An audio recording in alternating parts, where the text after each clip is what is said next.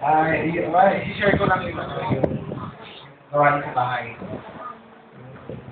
Tuwing, tawag ni Bar Francis ko dito, set up, pero yung puntang denomination ko, nalawa, yung talang klase yung Mormon, tapos yung isa yung Baptist. Yung Baptist, hindi sila mag-share sa amin. Siguro tatlong week na pumunta sa bahay. Yung una, ang ano namin, ang dating namin, hindi kami marunong. Pero nahalata din nila. Tapos yun, yung third week, yun, kasama na sila rito, si Marisa, si Nanay, tapos kami, kasi kay Rito, kasama na si Kelly. Sa future, tayo rin dapat gumawa ng ganun. Natutuwa ako dun sa magsaksi, mag-Mormon. na yung silos nila, kasi nagbabahay-bahay sila. Doon sa amin, yung sinusuyo nila, evangelization, ginagawa nila. Tapos nung nag-share na sila, regarding doon sa kaligtasan, sabi ko, nagdiretso na ako sa kanila, nagtanong na kami. Kasi mga bata, nagtatanong na rin, Joseph, si Delay, si... Pati para sa kanila yun, pero nawalan kami ng control. Kami na yung humarap. Editor. Hindi na ako nakatiis din eh, kasi sabi ko, baka umalis agad, sayang, i-content na namin. So, yung tinuturo nilang yung sa Ephesians 1:13, once na tinanggap mo si Kristo na bilang Panginoon mo tagapagligtas, ligtas ka na. Wala nang bawian yun, wala nang tanggalan yun na ma-impirmo ka pa hindi. Sabi nila doon, kapag ikaw ay naligtas at hindi ka nagsumikasi, doon ka lang sa isang sulok ng tabi sa langit. Doon sa langit, mayroong kahirapan.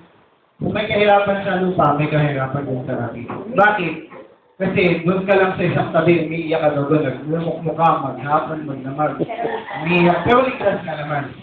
Sabi ko, parang kanina. So, ang maganda doon, nung una, yung nag-share, ano pa, medyo mababaw. Hindi niya may paliwanag kung ano yung salvation.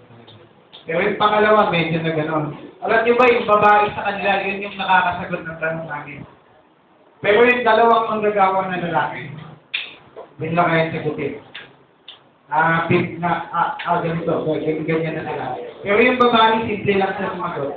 Sabi niya, kasi sabi nila, wala na daw bawian yung kaligtasan. At hindi yan for work out your own salvation, kaya ka naligtas. Just because grace ng Diyos yan binigay sa iyo. Nung tinanggap mo si Kristo, ligtas ka na forever. Once saved, you're saved forever. Yun yung turo ng Baptist.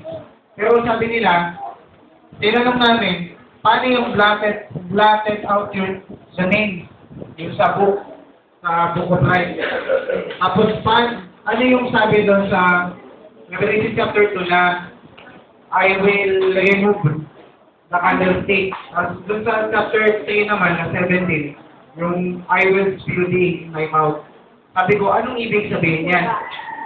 So may buwaan pala ng kaligtasan. Sabi ko, yung pagbuha ba dyan, hindi ba yan kaligtasan? Sabi niya, hindi. Yung pagbuha dyan, yun yung reward. Sorry, sumagot ko lang. Sabi ko, reward. Sabi ko, name yun eh, name. Kaligtasan yan, eternal life yan. Pero sabi niya, hindi yan yung eternal life. Kasi doon, babasahin daw namin sa 1:13 ng Ephesians.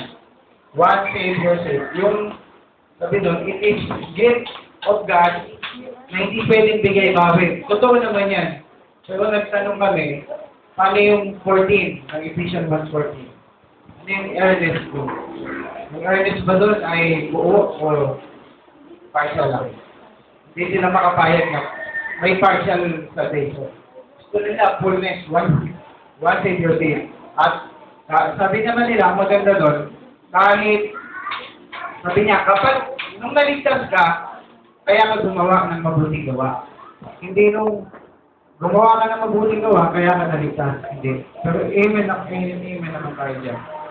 So, yun lang. Magandang counter.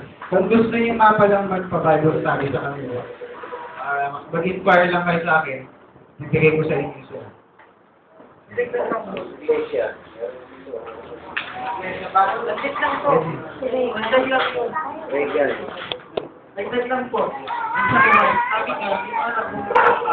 Ibig sabihin niya, nag-out mo kasi, hindi niya maabot yung nagawa niya sa lupa kasi yung mga sumunod, sila yung makakapagbigay sa ganung malaking corona o yung dito.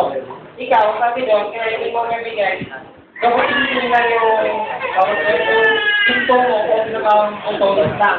Kaya doon nagmumupo ka ng katabi, umiiyak na kasi bakit yung kaya nakuha ko. Yun lang, dagdag lang. Yan na! Gawin na!